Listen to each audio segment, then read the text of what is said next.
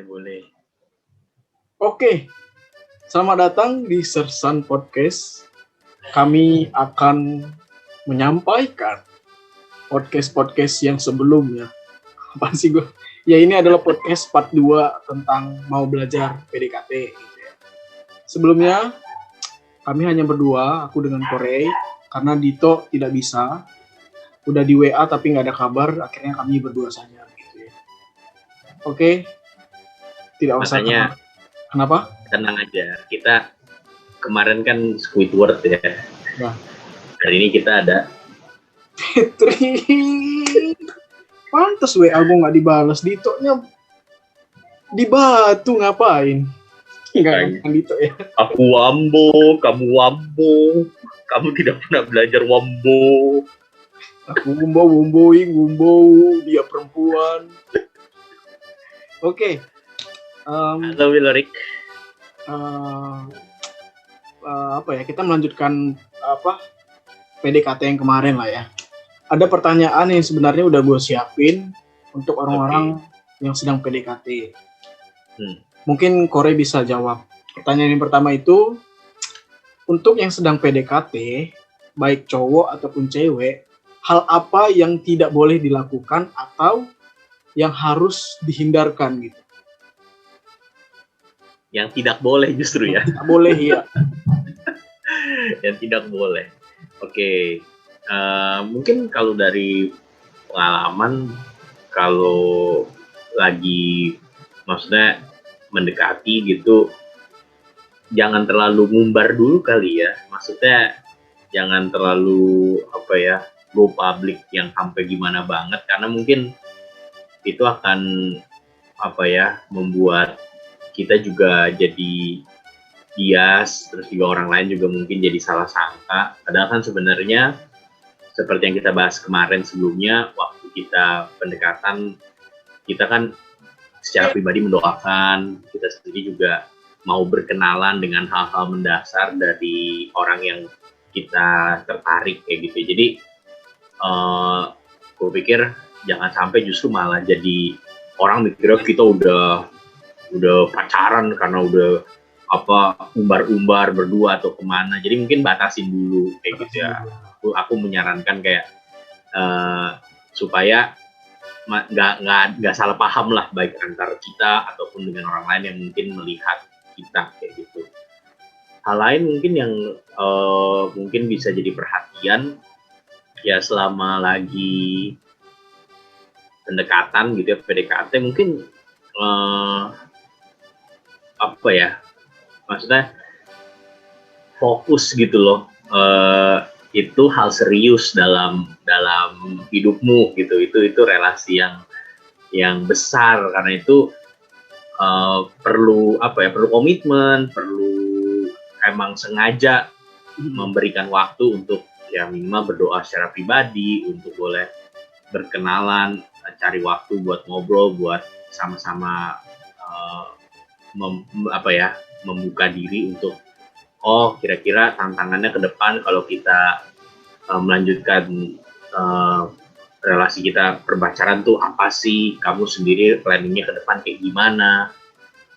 Jujur aja itu percakapan yang mungkin kadang-kadang terkesan awkward gitu ya, tapi itu sangat dibutuhkan ketika kita mau memang serius gitu memikirkan ya teman hidup gitu ya, pasangan hidup. Jadi jangan sampai nanti di belakang semua PR yang belum dilakukan tuh di belakang baru ketumpuk dan ternyata baru kewalahan sendiri, kasarnya kayak gitu. Jadi aku pikir fokus, komit untuk boleh memperjuangkan atau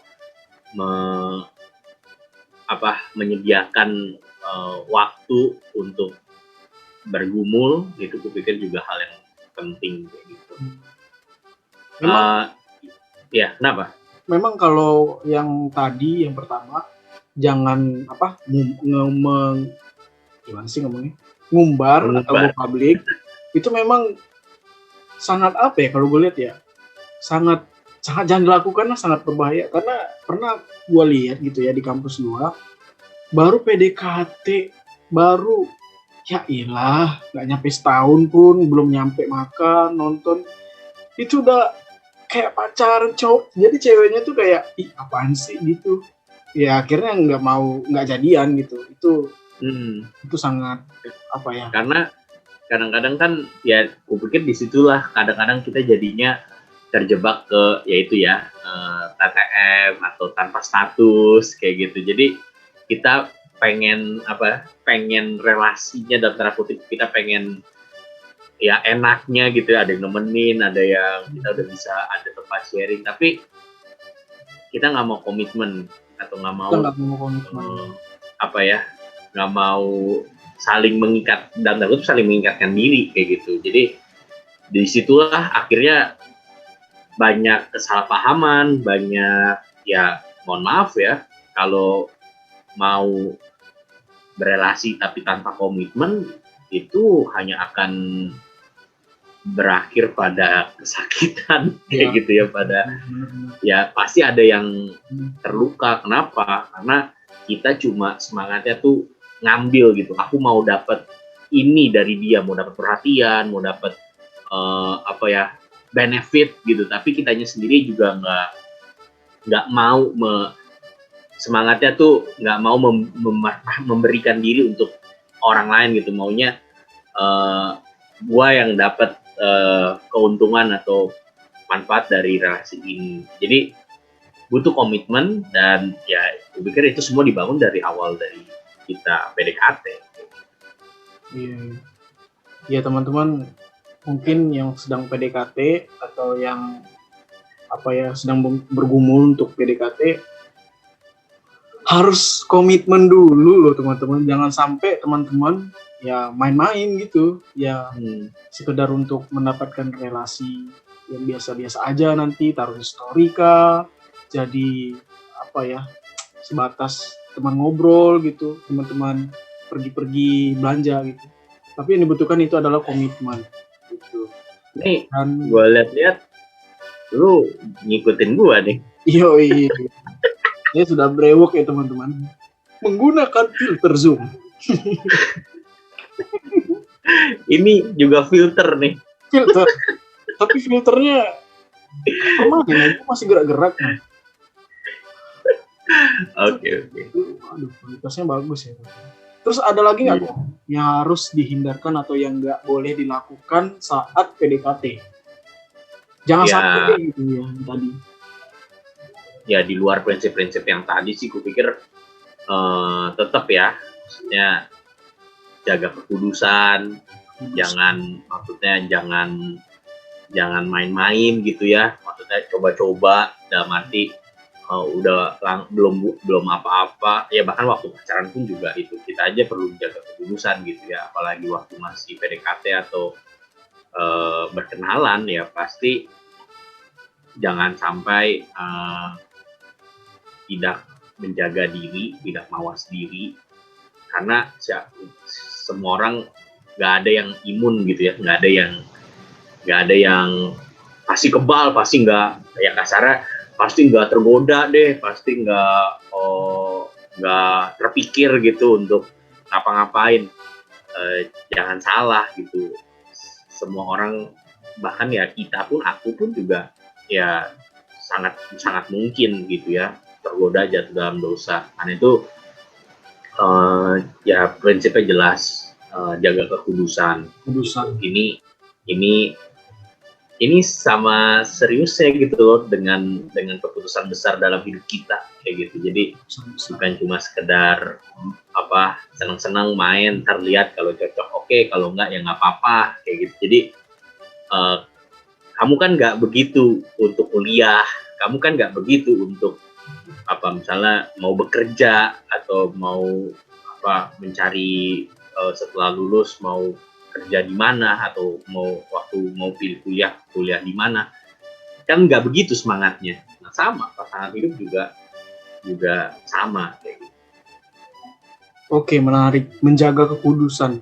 Mungkin banyak yang nggak tahu gitu ya, yang sedang menonton atau yang sedang yang sedang mau PDKT. Menjaga kekudusan yang dimaksud itu kayak gimana contohnya? Apakah saat teduh benar-benar bergumul pada Tuhan, sharing ke komunitas itu sangat penting untuk didoakan. Iya. Iya. Sederhananya apa sih maksudnya maksudnya kudus gitu ya? Apa maksudnya menjaga kekudusan? Sederhananya kan kudus itu artinya dipisahkan atau dikhususkan untuk sesuatu tujuan. Jadi seperti misalnya aku nyiapin Willorik, mau minta tolong nanti Willorik bantuin aku jadi panitia, atau maksudnya jadi ngapain ya, tim kerja bantuin aku bikin apa gitu ya, atau kerjain apa. Nah, ketika aku bilang ke Willorik, lu jangan terima job lain dulu ya gitu, karena gua mau minta tolong lu, nanti bantuin gua begini. Nah, itu sebenarnya dalam tanda kutip gue sedang mengkuduskan lu kayak gitu. Gue sedang memisahkan lu untuk satu tujuan yang baru kayak gitu. Nah, Tuhan pun juga begitu gitu sama kita gitu ya. Kita nih Tuhan selamatkan untuk satu tujuan khusus, tujuan baru, yaitu hidup sesuai dengan kehendak Tuhan. Nah, termasuk dalam hal ya berelasi gitu. Relasi kita pun itu juga kudus. Artinya apa? Relasi kita itu dipisahkan untuk Tuhan, maksudnya dikhususkan untuk Tuhan. Artinya menjalani relasi pun itu sesuai dengan kehendaknya Tuhan. Jadi menjaga kekudusan itu menjaga diri kita tuh, perkataan kita, pikiran kita, ucapan kita, tindakan kita, seluruh aspek badan kita. Jadi bukan cuma aspek rohani ya, aspek badan, termasuk ya seksualitas kita juga, itu semua dikhususkan atau dipisahkan untuk maksud Tuhan. Dan ya kita udah sama-sama tahu ya, maksud Tuhan untuk relasi, khususnya pacaran atau dalam hal seksualitas, itu semua Tuhan desain untuk menuju ke pernikahan. Artinya ya menjaga kekudusan ya termasuk menjaga diri kita sesuai dengan desain Tuhan. Semua relasi secara khusus pasangan hidup ataupun seksualitas yang Tuhan berikan itu dinikmati dan dihayati di dalam kerangka pernikahan. Jadi itu juga menjadi framework gitu ya, cara berpikir menjaga kekudusan. Jadi jangan apa ya, jangan curi-curi kasarnya kayak gitu ya, atau jangan coba melakukan sesuatu sesuai apa yang kita ingin sendiri, karena itu pasti hanya akan merusak atau menyakiti diri kita atau orang lain, atau ya kepada siapa kita berrelasi.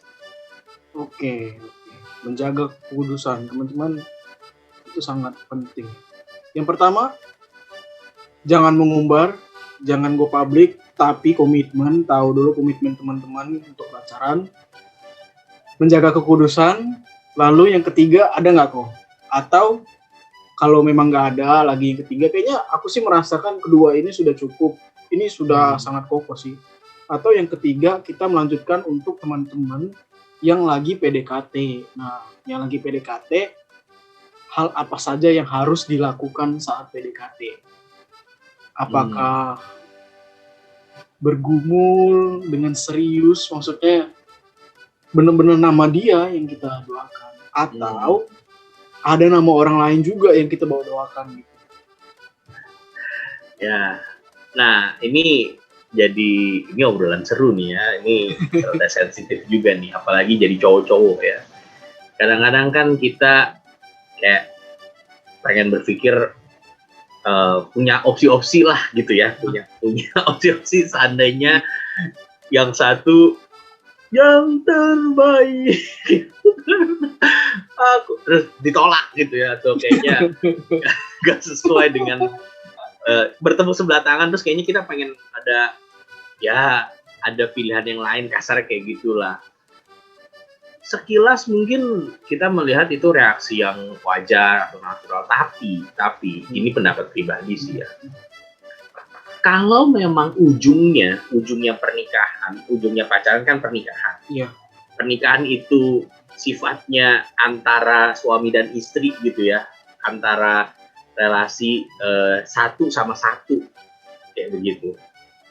Maka menurutku pacaran pun bahkan bukan cuma pacaran, menjelang pacarannya pun PDKT itu pun juga mari kita hayati atau mari kita lakukan dalam nuansa keseriusan atau komitmen yang demikian. Karena kita kita kita akan seumur hidup tuh belajar mengkomitmenkan diri satu sama lain gitu loh. Nah, kalau semangatnya, aduh pengen punya banyak opsi dulu, terus nanti lihat deh yang mana yang satu yang berhasil kayak gitu. Nanti justru kita malah kaget gitu, ternyata lah udah didapat gitu ya, udah sama dia cuma satu, terus udah nih selesai cuma ini doang, udah nih bakal begini aja, dan justru itu malah membuka lebih banyak lagi apa ya salah-salah berpikir lain atau bahkan pikiran-pikiran lain yang mungkin nggak sesuai. Jadi aku bukannya bilang gini ya, kalau pokoknya cuma ada satu gitu ya, cuma ada satu yang aku harus kejar dan aku mesti ketemuin dia yang satu. Sampai ke Aku bawah bukannya bilang dia. begitu. Maksudnya kita silahkan membuka diri dalam arti kita mau berkenalan sama semua orang, kita mau cari tahu, bisa terbuka gitu ya, mungkin berrelasi sama beberapa orang yang mungkin dekat menjadi sahabat. Tapi seperti yang aku nggak tahu, kita udah bahas, aku lupa ya.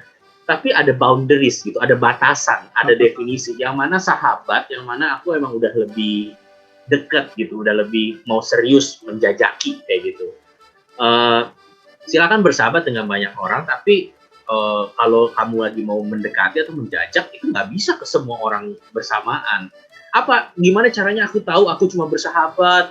Gimana aku tahu menjajaki? Kan ada yang bilang kayak Wilorif ini kan cowok baik ya. Aku kan emang baik gitu bawaannya, kan aku emang selalu nanya udah pulang belum, bawaannya tuh aku emang selalu nanya gitu, kamu udah makan belum?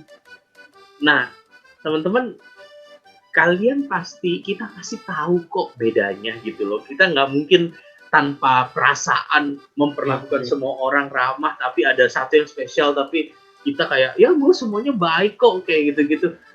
Kamu pasti nggak tahu gitu bedanya. Dan kalaupun memang kamu tulus hanya bersahabat, tapi ditangkap oleh signal orang yang kita dekati, dia mendekati padahal kita nggak bermaksud demikian, tanggung jawab kita ya sebagai orang yang pengen sama-sama bertumbuh, ya ubah pendekatan kita. Nggak bisa sama, jangan kita yang malah ngotot, lah gue kan emang kayak begini ke semua orang. Lah kalau emang tindakanmu bikin orang salah paham, kalau kamu dewasa, apa yang kamu lakukan?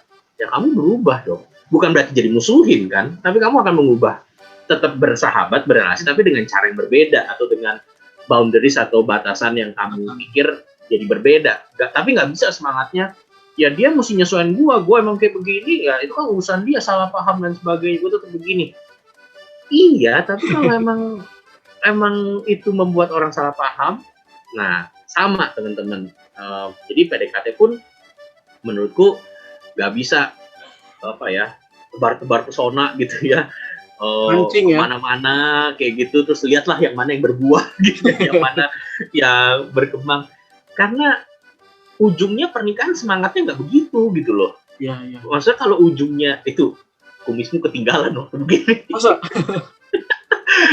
Ya, tapi masa kalau ujungnya nggak begitu, masa kita mulainya dengan cara begitu, kayak gitu. Dan kupikir disitulah kita belajar gitu, apa sih artinya pasangan hidup dari Tuhan atau dalam Tuhan. Artinya Tuhan tahu kok, maksudnya jangan jadi orang yang nanti kalau nggak keburu takut disamber orang lain gitu. Nggak kayak begitu. Kalau emang kita menghayati kita dikuduskan buat Tuhan, kita semua didesain untuk Tuhan yang akan berikan, Tuhan yang akan jaga hatinya kalau memang itu benar gitu ya, maksudnya orang yang mau kita gumulkan, mau kita ajak kenalan lebih lanjut. Maksudnya ada Tuhan dalam relasi ini gitu loh. Jangan seperti orang yang nggak nggak ya nggak kenal Tuhan dengan cara sebar-sebar diri kemana-mana, yang ada malah mungkin menyakiti atau bikin orang salah paham misalnya. Jadi ya emang hal-hal kayak begini nggak ada dalam Alkitab gitu ayatnya, jangan tebar pesona kayak gitu. Tapi kupikir ini lahir dari prinsip kasih kali ya, maksudnya kasih itu tujuannya memberi gitu ya, kasih itu tujuannya berkorban, memulihkan. Ya tindakan kita apapun yang tidak memulihkan orang gitu ya, tidak membuat orang senang atau justru membuat orang malah bingung dan sebagainya. Kalau memang tahu itu nggak tepat, ya dalam semangat kasih kita belajar berubah. Jadi itu mungkin sedikit pendapatku berkaitan tentang cari pasangan PDKT itu ke semua atau komit satu-satu kayak gitu. Aku pikir ya secara etika juga lebih tepat ya kita dekatin, kita doakan, kita kenalan, terus kemudian baru kita putuskan melanjutkan atau tidak. Kalaupun tidak, ya nggak apa-apa. Kemudian lanjut lagi berkenalan dan bertanya lagi akan melanjutkan atau tidak. Menurutku itu akan jauh lebih membentuk engkau dan saya. Jangan takut, aduh kalau aku deketin ini nanti tapi apa dia lebih baik ya? Ntar kalau dia lebih baik, aduh ntar diambil orang kayak begitu. Dari cara kita berpikir gitu aja, itu udah kelihatan. Itu semangatnya, yang penting buat gua gitu. Yang penting yang terbaik buat gua. Karena udah kelihatan kan. Padahal itu bukan semangatnya dalam relasi. Jadi itu pendapatku. Semangat berelasi, oke. Iya sih memang. Ya buat teman-teman ini yang lagi nonton, yang tidak tahu batasan mengechat kepada teman-teman sehingga teman-temannya baper, tolong Anda harus sadar ada batasannya untuk chat. Ya benar sih, kalau teman-teman sadar untuk mengetahui tujuan pernikahan, teman-teman bakalan ya tahu lah ya ada chat masuk, ya itu bukan untuk aku deketin atau dia deketin aku, tapi kasih batasan karena aku komitmen mengetahui, mengenal dia, semangat berelasi. Oke, begitu. Ada lagi apa? Kenapa? Makanya kalau aku sering bilang gitu ya ini kan sering terjadi ya. Aku sering bilang cowok itu tegas aja gitu, maksudnya bilang aja, lebih baik menjelaskan apa yang kamu pikirkan, apa yang kamu rasakan. Tentu setelah kamu mendoakan, setelah kamu meyakini, mau mengajak dia dan mau menceritakan penjelasannya. Dan ya mungkin seperti yang kita bahas kemarin, jangan takut ditolak. Jangan ini takut kan ini bagian kita, dan ditolak itu bukan artinya kamu lebih jelek atau lebih buruk gitu ya, tapi ya memang dia mungkin nggak merasa seperti itu kan lebih jelas kan, masa akan lebih menolong kita, oh dia memang belum terbuka pacaran atau memang, nah dari situ kan kita bisa nentuin langkah selanjutnya, mau nunggu, mau doain lagi, mau move on dan sebagainya. Nah buat teman-teman perempuan ya juga belajar dan dalam kutip tegas sekali ya, kan maksud tegas dalam arti kadang-kadang cowok mungkin gak jelas intensinya. Nah kalau cowok itu belum ngomong apa-apa ya jangan mikir sampai gimana-gimana, jangan baper sebelum cowok tegas menjelaskan, dan cewek juga jangan jangan jadi manja-manja kayak gitu, jalan aja sendiri sampai kalau dia belum ngomong apa-apa, dia belum ngajak apa-apa, belum menjelaskan apa-apa, jangan asumsi apa-apa, tetap tegas, tetap batas.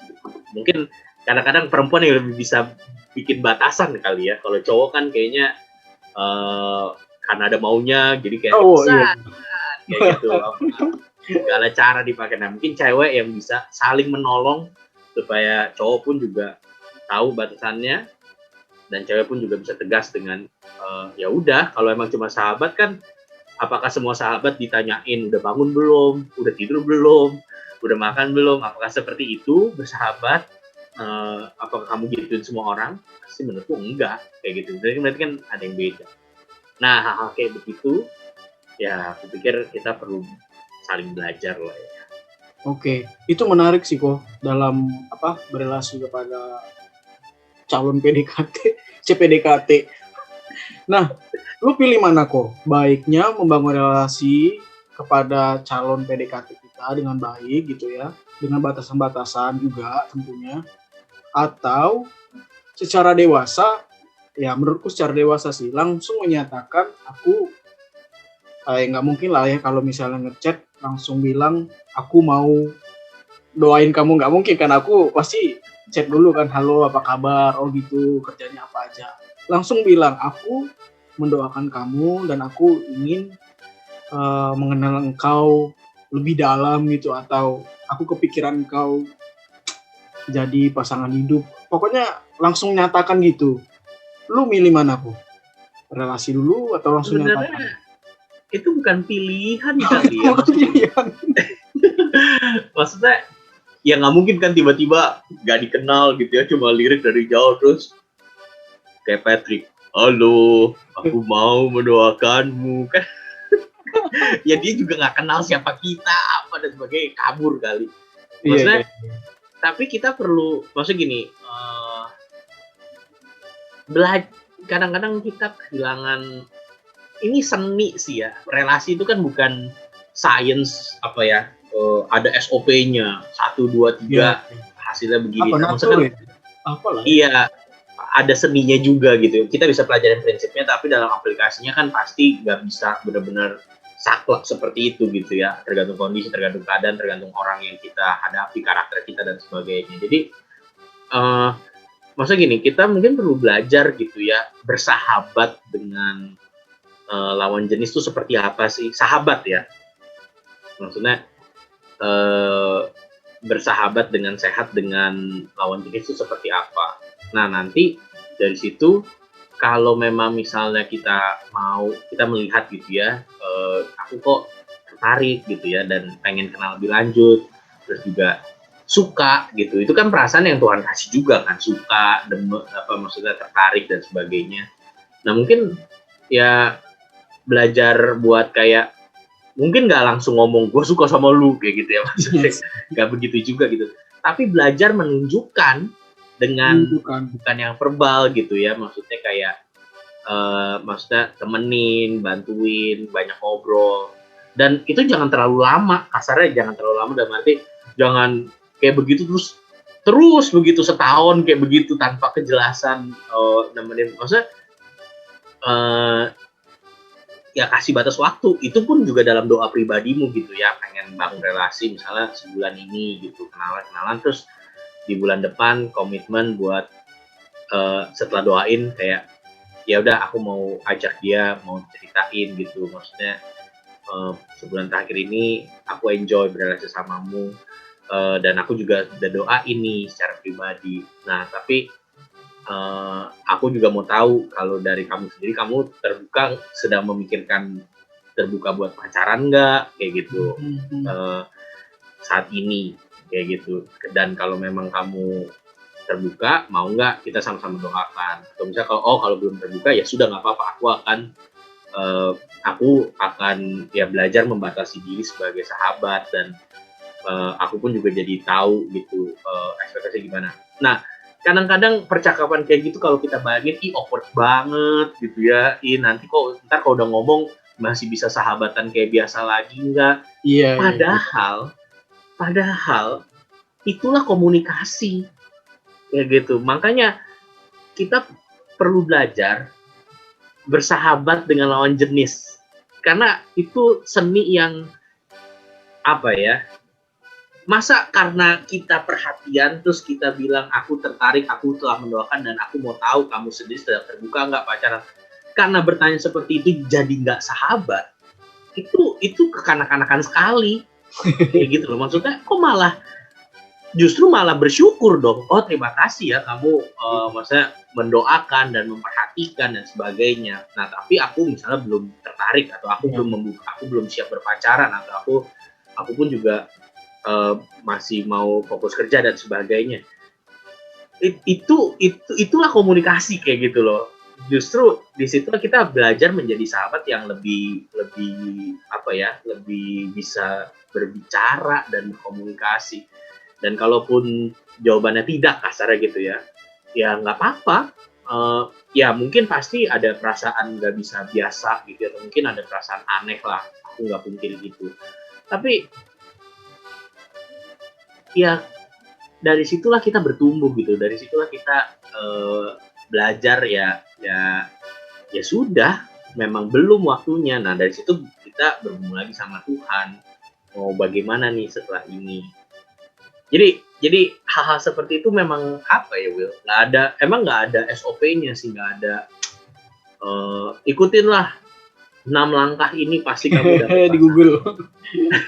Memang nggak ada gitu ya, tapi saya sangat mengencourage yaitu sikap-sikap seperti itu ya, berkomunikasi, berbicara, kayak gitu dari kedua pihak, baik pihak cowok maupun pihak cewek. Dan mari dewasa gitu ya, maksudnya aneh kan kalau ada orang nyata suka terus atau apa ya tertarik terus malah jadi kayak nggak mau temenan, kan justru malah lah kenapa kayak gitu. Makanya ya aku pikir itulah gunanya jangan mengumbar, jangan terlalu cepat, jangan terlalu apa ya posesif kasarnya kayak gitu ya. Jadi itu semua menolong kita bisa berkembang pada tahapnya, kasar kayak begitu loh. Maksudnya bertumbuh pada tahapnya, jangan sampai ntar udah melakukan ini melakukan itu, tapi pada tahap ini ternyata nggak cocok atau nggak mau atau nggak bersedia, itu kan malah lebih nggak bisa terulang, malah lebih menyakitkan kasar kayak gitu. Nah, kalau orang itu yang udah menggumulkan berelasi dan menyatakan tetapi ditolak, nah itu gimana tuh ngambil sikapnya? Apakah lagu Ya. I Come to You atau apa? Ya Ngapain?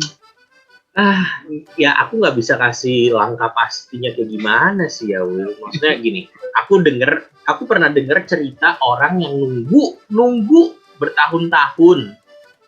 Jadi dia menyatakan perasaan terus ditolak. Ya. Nah, terus orangnya itu pacaran sama yang lain. Ya. Nah, itu beberapa tahun.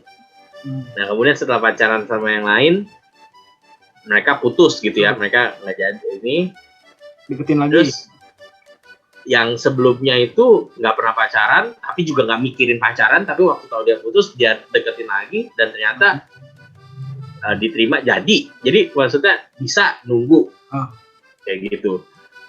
Atau ya banyak juga cerita kan, ya udah kan ditolak, oke, ya udah move on, coba deketin yang lain, ternyata yang lain terima, kejadian dan kemudian pacaran dan sebagainya. Jadi nggak ada satu pola atau nggak ada satu sikap yang pasti.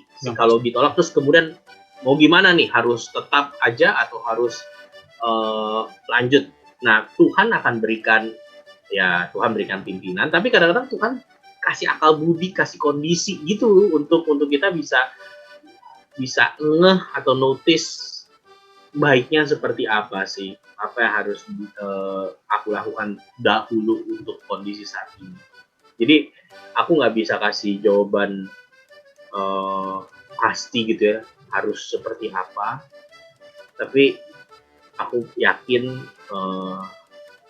selama kita tahu ini semua untuk Tuhan, ini semua di hadapan Tuhan, kita nggak sendirian memperjuangkan ini, kita nggak sekedar di tangan gua lah hidup mati gua, single, jomblo dan berpasangan, itu semua di tangan gua. Sama kita tahu ini semua di hadapan Tuhan, dijalani bersama Tuhan, ada Tuhan di dalamnya. Aku pikir itu yang memberikan keyakinan. Kalau memang mau nunggu, silakan. Kalau memang kamu yakin, kamu pun juga sanggup. Kalaupun tidak, ya nggak apa-apa juga. Kalaupun nunggu, setelah nunggu, dia malah menikah. Terus nggak balik, nggak kayak cerita kita gitu tadi ya, dia malah lanjut yakin menikah dan sebagainya. Terus kamu nunggu, apakah tahun-tahun yang kamu nunggu itu sia-sia? Selama kamu jalani itu sama Tuhan, ya aku yakin itu nggak sia-sia. Ada yang bisa Tuhan ajar, ada yang bisa Tuhan bentuk kayak gitu. Jadi selama kamu ingat ini semua, pasangan hidup ini pun juga bagian dari hidup yang Tuhan mau terlibat di dalamnya dan juga mampu terlibat di dalamnya. Kamu bisa maju dengan keyakinan, meskipun kamu nggak tahu jalan cerita semuanya, tapi kamu pasti tahu apa yang pada saat itu harus kamu lakukan bersama Tuhan. Itu mungkin. Oke, thank you. Korey, untuk yang terakhir ada pesan gitu untuk teman-teman yang lagi PDKT, sesuatu yang ingin dibagikan. Ya, aku pikir kadang-kadang kita keberatan nama ya PDKT gitu ya, kesana kayaknya PDKT itu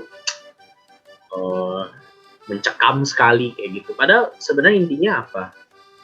Intinya kita mau bersahabat dan berkenalan kayak gitu. Dan mari kita jalani dengan penuh sukacita, bukannya penuh insecure, kekhawatiran, aduh nanti dia mau nggak ya, aduh nanti dia terima nggak ya, aduh nanti kalau aku deketin yang ini nanti yang lain itu gimana ya. Kalau dari awal aja ngejalanin relasi semangatnya insecure, takut, nggak yakin, kamu udah pacaran pun itu nggak berubah. Kayak gitu. Jadi keyakinan, keteguhan bahwa aspek hidup ini nih, pasangan hidup ini pun itu di tangan Tuhan, bahwa Tuhan berkenan memimpin, berjalan bersama. Aku pun masih harus usaha, bukan berarti Tuhan bersama, artinya aku nggak usaha apa-apa gitu ya, nggak deketin siapa-siapa, terus tiba-tiba ada yang mendekat, jadikan aku istrimu, ya nggak begitu, tapi keyakinan bahwa Tuhan terlibat, mau dan mampu terlibat, menolong kita bisa, ya sudah, berusaha, berjuang dengan penuh kerendahan hati, dengan penuh kelegaan, dengan penuh sukacita, dengan penuh ketulusan, dengan penuh memang mungkin ada waktunya sakit hati, ditolak, tapi sakit hati itu menolong kamu bisa semakin menyadari dirimu dan Tuhanmu. Jadi mari jangan jadi orang yang hanya tertekan karena statusnya gitu, lagi PDKT nih, tapi jadilah ya sebenarnya murid yang taat dan setia, bahkan termasuk di aspek pasangan hidup. Oke, terima kasih Korey. Hari ini dan beberapa hari yang lalu kita kan podcast part 1 yang sampai sekarang yang menurut aku yang sangat boleh ditegaskan itu adalah hal berkomitmen, hal mengetahui tentang pernikahan itu yang sangat dibutuhkan juga. Itu menurutku, nggak tahu menurut teman-teman yang menonton. Oke, terima kasih Korey untuk waktunya di podcast Sersan Serius Tapi Santai. Mungkin ada tema-tema yang cocok untuk Korey. Kami akan mengundang Korey. Oke. Entah itu. Kami juga, aku dan Patrick siap ya. Oke gitu. Ntar gue ajak juga deh teman gue. SpongeBob juga teman. Iya. Karakternya ada di SpongeBob. Nanti gue ajakin. Oke, thank you ya Korey untuk waktu hari ini. Oke. Semangat teman-teman semua. Ya teman-teman semangat. Semangat ala PO gimana sih? Semangat teman-teman. Tuhan Yesus memimpin. Oke.